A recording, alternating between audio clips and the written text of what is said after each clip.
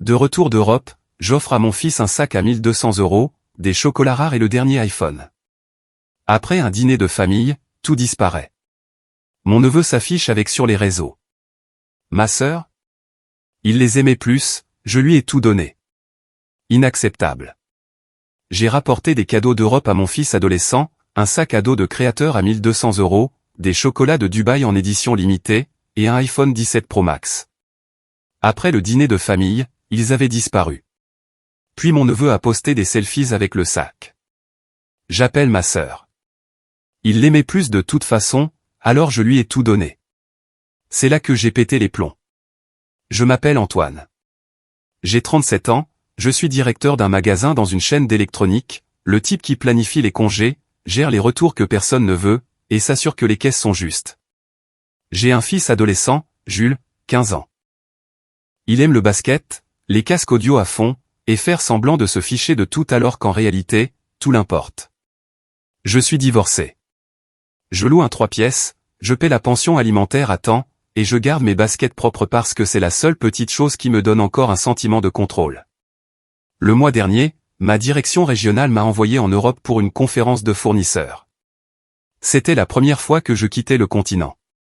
J'ai enchaîné les services pour pouvoir prendre 2 jours de plus et faire le touriste. Paris, puis Dubaï. Sur le chemin du retour, j'appelais Jules en FaceTime depuis les halls d'hôtel et les portes d'embarquement. Il faisait semblant de ne pas sourire. Je lui ai rapporté des cadeaux, des vrais. Un sac à dos de créateur à 1200 € dont il m'avait envoyé une capture d'écran à Noël dernier. Des chocolats en édition limitée d'une boutique de Dubaï qui fait fondre la feuille d'or au chalumeau, et un iPhone 17 Pro Max. Il ne s'y attendrait jamais parce que, par principe, je dis non au téléphone, mais j'avais planifié cette surprise depuis des mois. J'avais l'impression de réparer quelque chose que je n'avais pas pu réparer avant. Nous avons eu un petit dîner de famille à mon retour. C'est ma sœur Marion qui nous a reçus parce qu'elle a de la place. Elle a aussi un fils, Théo, 16 ans, et une façon de faire en sorte que tout ressemble à une faveur que vous lui devez. Ma mère est venue aussi avec un gratin que personne n'a mangé.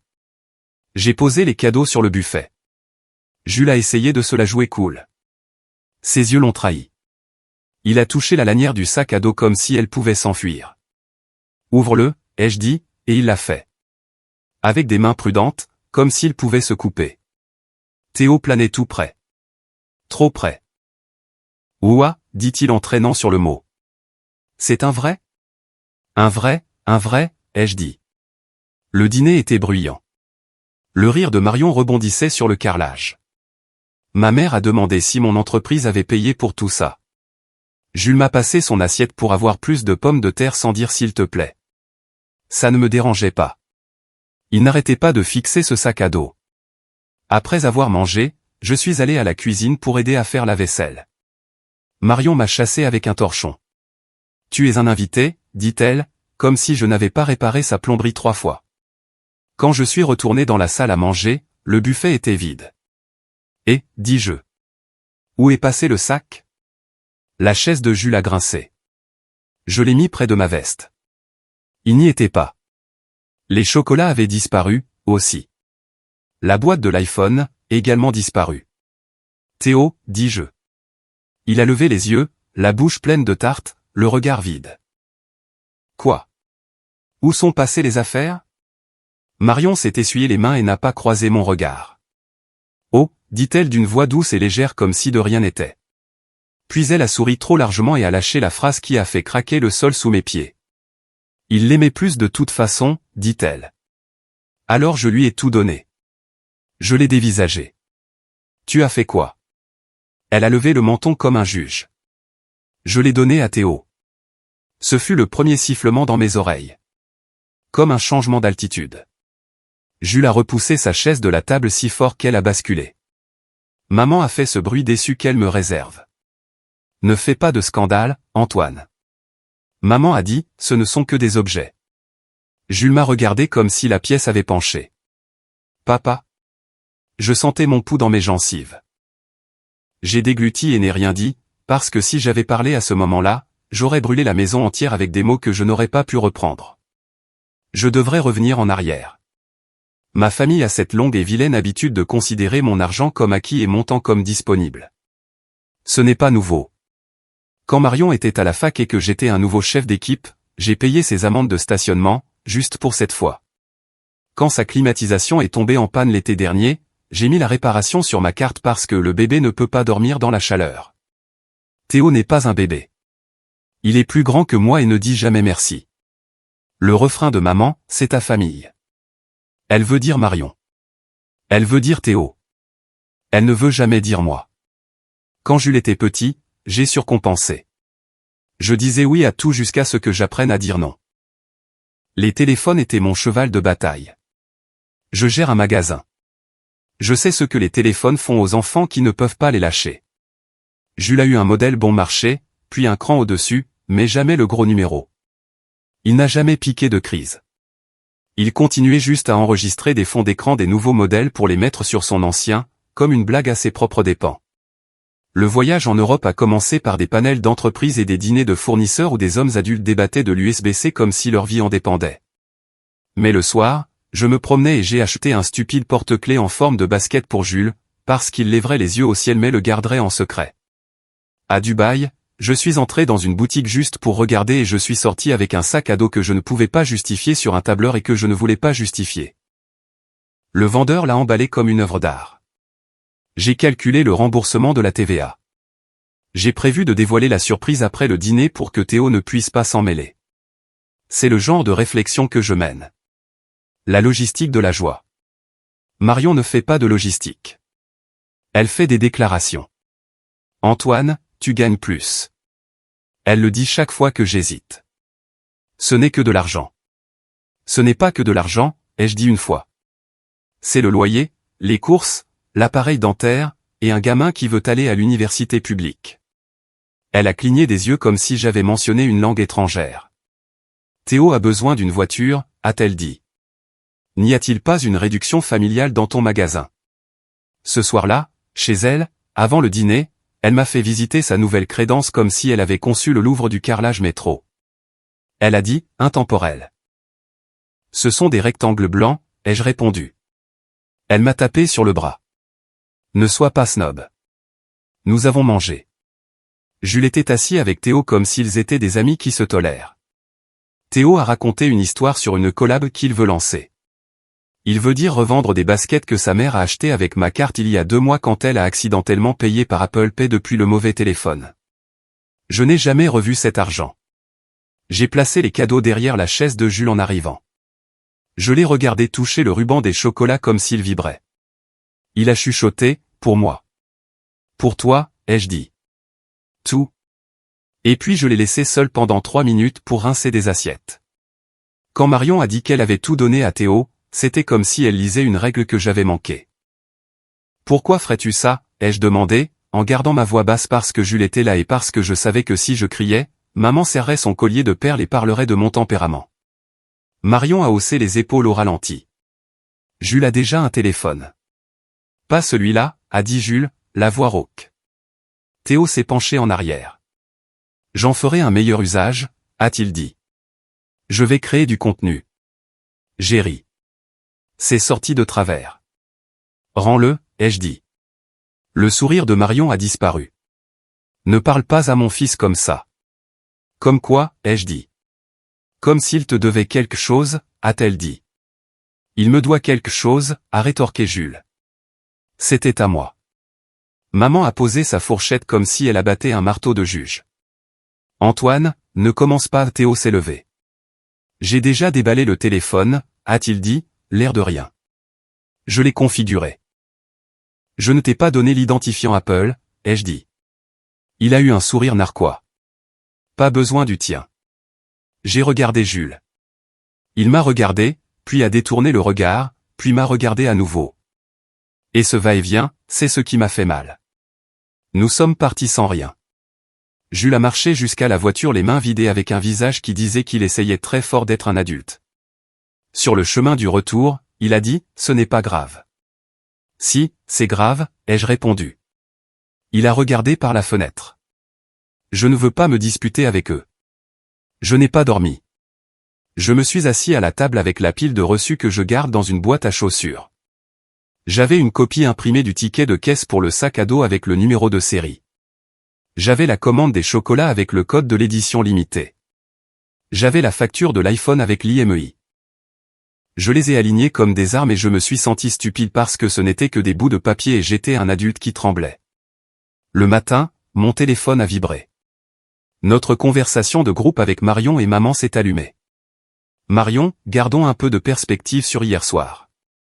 Maman, c'était un malentendu. Marion, Théo a le cœur brisé.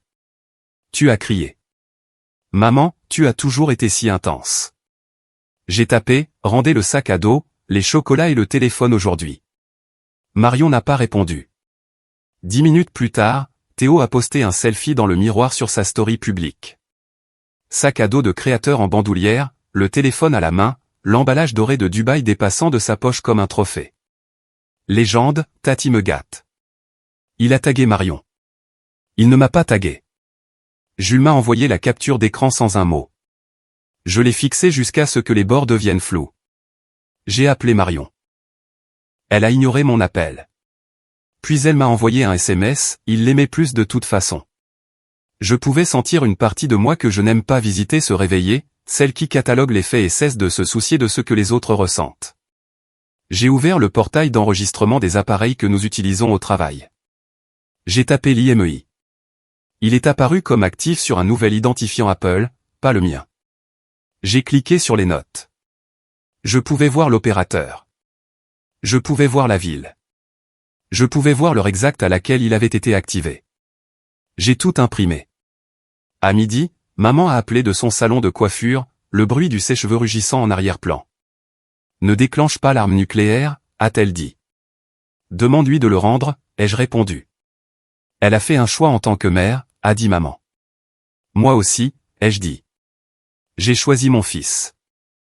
Cet après-midi-là, Marion a ajouté 4 de nos tantes à la conversation de groupe. Responsabilité familiale, a-t-elle écrit. Elles se sont toutes jetées dedans comme d'habitude. Antoine, l'argent n'achète pas l'amour. Les garçons partagent.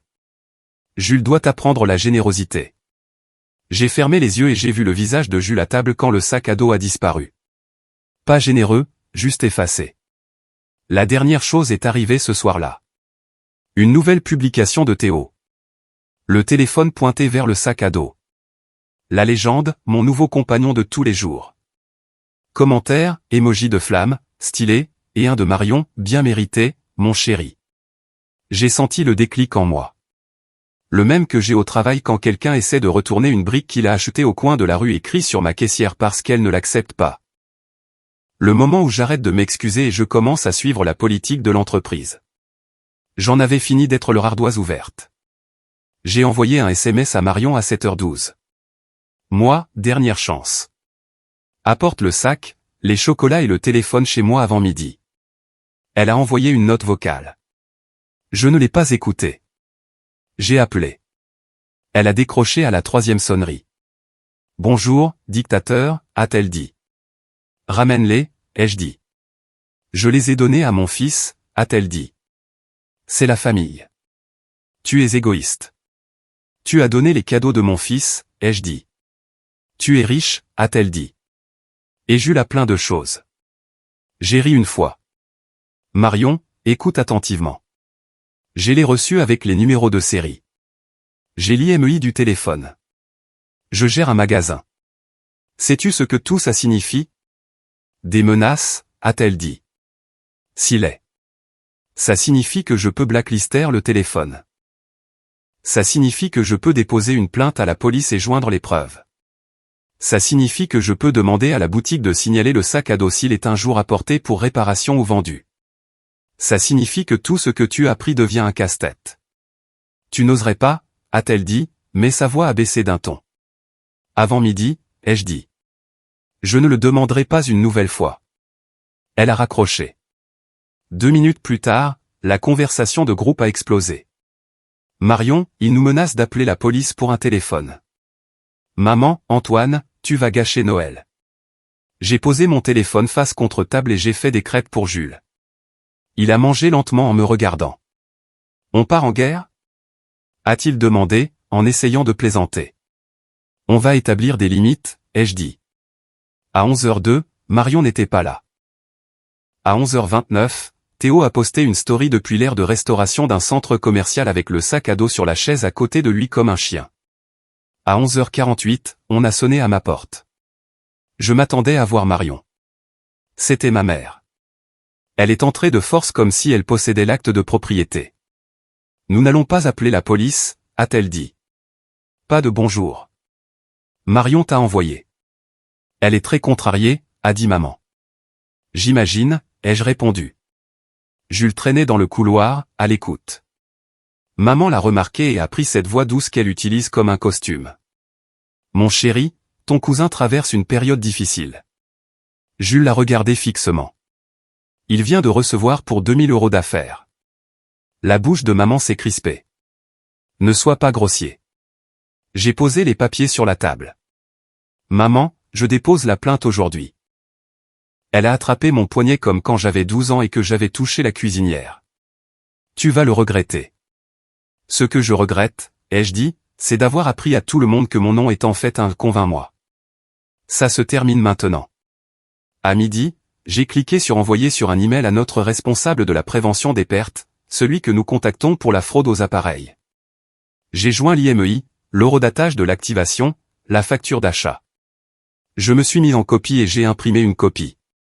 Ensuite, j'ai ouvert le site de l'opérateur et j'ai soumis une demande de blocage de l'IMEI via le formulaire client. Verrouillé en attente d'examen. J'ai déposé une plainte en ligne pour vol de biens avec numéro de série. J'ai écrit les choses simplement. Sans adjectif. À 12h07, Marion a appelé en hurlant. Je l'ai mise sur haut-parleur. Tu as désactivé son téléphone, a-t-elle dit.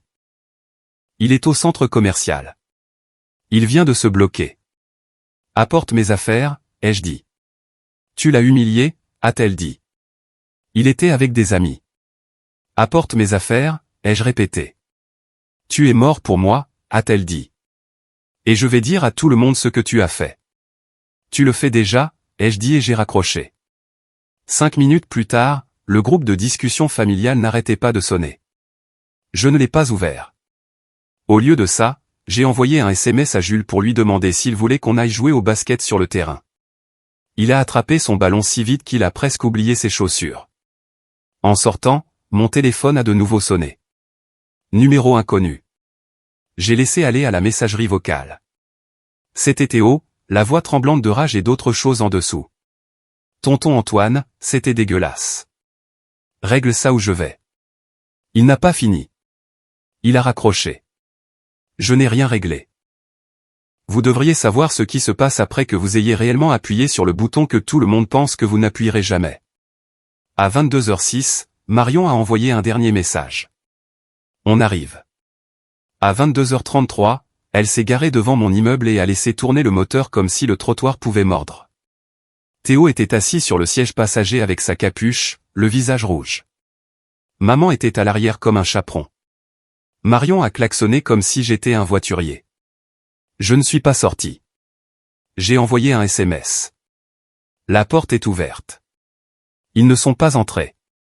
Ils ont posé un sac de courses sur le pas de la porte et sont partis. Quand je l'ai ouvert, le sac à dos était à l'intérieur. Les emballages de chocolat fourrés dans les poches comme des confettis. La boîte de l'iPhone était là aussi. Le téléphone n'y était pas 10 minutes plus tard, on a de nouveau sonné. Encore Marion. Cette fois, elle est entrée avec le téléphone à la main. Réinitialise-le, a-t-elle dit comme si elle me faisait une faveur. Si tu vas être comme ça, prends-le. Je l'ai pris et je l'ai posé sur la table. Jules se tenait près du mur, silencieux. Marion a croisé les bras et a commencé son discours. Nous sommes une famille. On partage. Théo traverse une période difficile. Son père paie moins de pension alimentaire que moi, ai-je dit. Tu me l'as dit. Tu me dis tout quand tu veux de l'argent. Sa bouche s'est ouverte et fermée. Tu es cruel, a-t-elle dit, se remettant dans son rôle. Je suis fatigué, ai-je dit, d'être le compte sur lequel vous tirez. Tu gagnes plus, a-t-elle dit. Tu peux te permettre d'être généreux. J'ai brandi les reçus. Je suis généreux depuis 15 ans.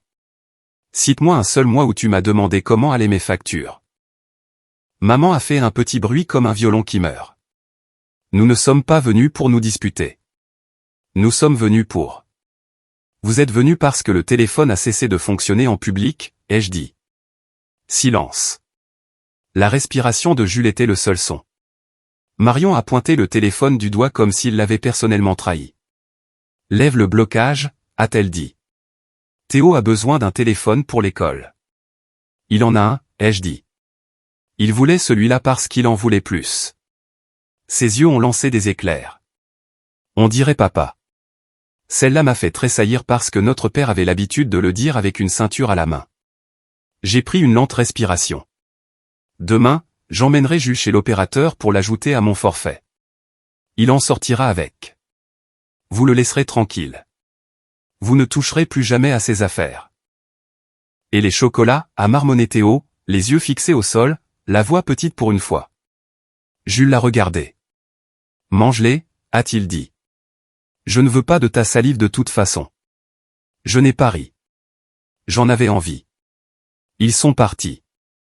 Pas d'excuses, juste des soupirs et une porte qui claque. 2 heures plus tard, les tantes ont commencé. Si immature, si théâtrale. Les hommes ne pardonnent jamais. J'ai mis la conversation en sourdine. Au travail, la nouvelle a vite circulé parce que je ne cache pas grand-chose et parce que mon adjointe, Karine, a un radar pour les drames et appelle ça de la formation continue. Elle s'est tenue à la porte de mon bureau avec une agrafeuse comme un micro. Tu as enfin fait quelque chose pour toi, a-t-elle dit. J'ai fait quelque chose pour mon gamin, ai-je répondu. C'est la même chose, a-t-elle dit. Cette semaine-là, de petits changements se sont accumulés. J'ai déplacé ma clé de rechange de la fausse pierre à l'extérieur vers une boîte à clés que seuls Jules et Karine connaissent. J'ai annulé 2 identifiants familiaux que Marion utilisait, mes comptes de streaming, ma carte de membre du magasin de gros. Je me suis retiré de la liste Antoine Perral que ma mère garde chez le garagiste qu'elle adore. J'ai appelé la boutique à Dubaï, je leur ai donné le numéro de série du sac à dos, je leur ai demandé de le signaler s'il arrivait un jour en réparation, et de noter que l'acheteur n'était pas Marion. L'associé a dit, bien sûr. C'était mesquin et en même temps, c'était comme mettre un couvercle sur quelque chose. Jules et moi sommes revenus à la vie normale. Les devoirs à table. Les services tardifs où il s'assoit dans la salle de pause avec son ordinateur portable et fait semblant de ne pas entendre mes annonces au magasin. Il n'a pas beaucoup parlé des retombées de la fête. Il portait le nouveau téléphone comme si c'était un cœur de verre. Puis l'onde de choc est arrivée le vendredi. Théo a posté une nouvelle story, une photo floue d'un sac à dos différent et une légende qui sonnait comme un défi. Nouveau style. Des jeunes ont commenté, emoji de flamme. Puis un jeune a écrit, ta mère a volé le premier, lol. Théo a supprimé le commentaire. Un autre jeune m'a envoyé un message direct. Oui, à moi. Parce que mon compte est privé mais pas invisible. Monsieur, juste pour que vous sachiez, tout le monde à l'école sait ce que votre sœur a fait. Je n'ai pas répondu. Je n'avais pas besoin d'un cœur. J'avais déjà les faits. Les dîners de famille se sont arrêtés. Ou plutôt, j'ai arrêté d'y aller. Maman a essayé de présenter ça comme si je m'isolais. Je n'arrêtais pas de répéter une phrase. Quand les gens ne peuvent pas être gentils avec mon fils, ils n'ont pas accès à nous. Elle a appelé ça dramatique. J'ai appelé ça un mardi. Le coup suivant n'est pas venu d'eux. Il est venu de l'intérieur de leur camp. Tante Rose, celle qui parle doucement et observe tout, m'a envoyé un SMS. Tu avais raison. Il s'effondre. Elle parlait de Marion et de maman. Elle parlait des cris qui traversent les bouches d'aération quand il n'y a pas de public à prendre à témoin. Elle parlait d'argent. Marion avait compté sur moi pour les frais de scolarité, l'équipement de foot, les urgences aléatoires. Quand je me suis mis de côté, elle a dû se tenir au centre. Elle déteste le centre quand le centre est la responsabilité. Un dimanche matin, mon téléphone a vibré. Un long SMS de Théo. Tonton Antoine, je suis désolé. J'ai été stupide. Maman m'a dit que tu t'en fichais. Je savais que tu t'en souciais. Je l'ai quand même fait. Je vois Jules à l'école. Il ne me regarde pas. Je ne lui en veux pas. Je n'ai pas répondu tout de suite. Je l'ai montré à Jules. Il l'a lu et m'a rendu mon téléphone comme s'il était plus lourd qu'avant. Qu'est-ce que tu veux faire? Ai-je demandé. Il a haussé les épaules, sur la défensive. On n'a pas besoin d'eux. Ce n'est pas ce que j'ai demandé, ai-je dit. Il a réfléchi. S'il s'excuse auprès de moi, genre pour de vrai, pas dans un poste, peut-être. J'ai envoyé une ligne à Théo. Tu dois t'excuser auprès de Jules en personne. Pas d'excuses. Pas de mais. Il a répondu rapidement. D'accord. Et puis Marion l'a découvert et m'a envoyé un message incendiaire. Ne me contourne pas. C'est mon fils. C'est aussi une personne, ai-je écrit. Il a volé le mien. Il s'excusera auprès de lui. Elle n'a pas répondu. Théo, si. Il a demandé s'il pouvait passer. Jules a dit oui, puis a changé d'avis 3 fois, puis a soupiré et a dit d'accord. Théo est venu, la capuche relevée, les mains vides. Il s'est tenu sur le pas de ma porte et a fait la chose la plus difficile qu'un jeune de 16 ans puisse faire. Il a admis qu'il avait fait une mauvaise chose qui lui donne une mauvaise image. Je le voulais parce que c'était brillant, a-t-il dit. Et parce que mes amis me verraient avec. C'est tout.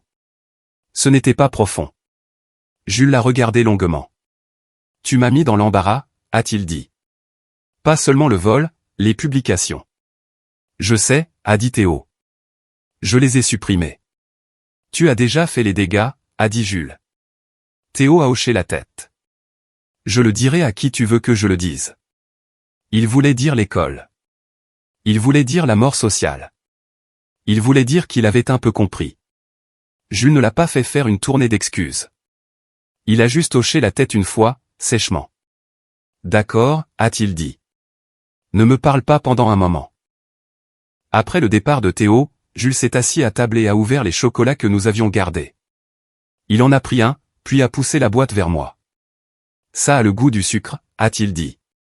Ouais, ai-je dit. Nous avons tous les deux ri, plus un souffle qu'un son. Les retombées ne se sont pas terminées par un acte net. Marion envoyait toujours des SMS acerbes. Maman essayait toujours la culpabilité. Je ne rajeunis pas, écrivait-elle. Comme si l'âge était une facture que je lui devais. Je continuais à répéter, les limites ne sont pas une punition. Parfois, je l'envoyais et je mettais mon téléphone dans un tiroir et j'allais dehors respirer un air qui n'appartenait à personne. Le travail est devenu plus facile. C'est drôle comme ça arrive. Quand vous arrêtez de saigner à la maison, vous arrêtez de vous en prendre aux clients qui demandent des réductions sans vous regarder. Karine a dit que j'avais l'air moins hanté. Elle est dramatique, mais elle n'avait pas tort. Un soir calme après la fermeture, Jules se tenait dans le magasin vide et a pris une photo du mur de téléphone, juste des rangées et des rangées de rectangles brillants. C'est bizarre, a-t-il dit. À quel point on se soucie de ces trucs? On ne se soucie pas des trucs, ai-je dit. On se soucie de ce que les gens disent que ces trucs signifient. Il m'a regardé. Alors, qu'est-ce que ça signifie que tu m'aies offert ça? Il a levé son téléphone. Je n'avais pas de discours préparé. Ça signifie que je te vois, ai-je dit. Et je voulais que tu te sentes vu. Il a hoché la tête une fois, comme s'il épinglait ça sur un tableau de liège à l'intérieur de sa poitrine. Une semaine plus tard, tante Rose nous a invités pour des spaghettis. Pas de Marion, pas de maman. C'était calme. Jules a aidé à râper le fromage. Nous avons raconté des histoires qui n'utilisaient pas les pires moments de quelqu'un comme chute. Sur le chemin du retour, il a dit, ça fait du bien. Ouais, ai-je dit, ça fait du bien. Marion ne m'a pas pardonné. Elle dit que j'ai humilié son garçon. Peut-être que je l'ai fait. Ou peut-être que les conséquences ressemblent à de l'humiliation quand on ne les a jamais vues auparavant. Maman continue d'essayer de négocier la paix comme elle l'a toujours fait, en me faisant céder. Je continue de dire la même phrase sous différentes formes. Si vous voulez la paix, il faut l'équité. Si vous voulez un accès, il faut le respect. Elle déteste que je transforme mes règles en politique. J'adore avoir cessé de les réexpliquer. 2 samedis après tout ça, Jules a porté le sac à dos au parc pour la première fois. Il l'avait gardé dans son placard comme une pièce de musée. Il l'a jeté sur une épaule et a levé les yeux au ciel quand j'ai essayé de prendre une photo, puis ne m'a pas arrêté. Nous avons joué au basket jusqu'à ce qu'il fasse nuit et qu'on entende plus la balle qu'on ne la voit. Sur le chemin de la voiture, il a dit « Merci de t'être battu pour moi ». Ça n'aurait pas dû être un combat, ai-je dit.